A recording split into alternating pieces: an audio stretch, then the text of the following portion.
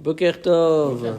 Nous revenons à Naaman, le général donc de ce royaume hautain appelé Aram. Ce général Naaman qui s'est soigné de sa tsaraat parce qu'il s'est trempé à 7 reprises dans le Yarden sur la prescription du prophète Élisha, et aussi, et c'est ça que nous rajoutons aujourd'hui, et aussi parce qu'il savait écouter.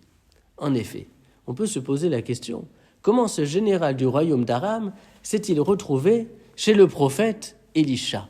La réponse à cette question est donnée dans les premiers versets dans la Haftara, qui raconte qu'une enfant hébreu, retenue captive dans le royaume d'Aram, apprend à l'épouse de Naaman l'existence du prophète Élisha.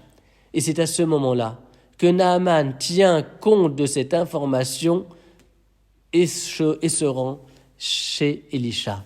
Il a écouté une enfant.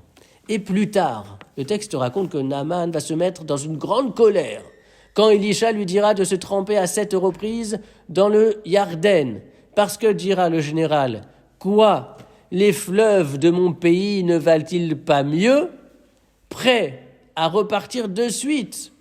Ses serviteurs lui disent alors, fais ce que le prophète t'a dit. Et Naaman, général, écoute le conseil. Il écoute ses serviteurs et il s'immerge dans le Jourdain, donc à 7 reprises.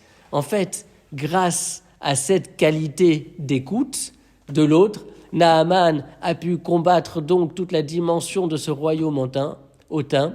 Il est devenu ce que son nom disait de lui, puisque Naaman vient de la racine Nun Ayin même qui a donné Noam, c'est-à-dire quelque chose d'agréable, de plaisant, dans tous les cas, quelque chose d'éminemment positif.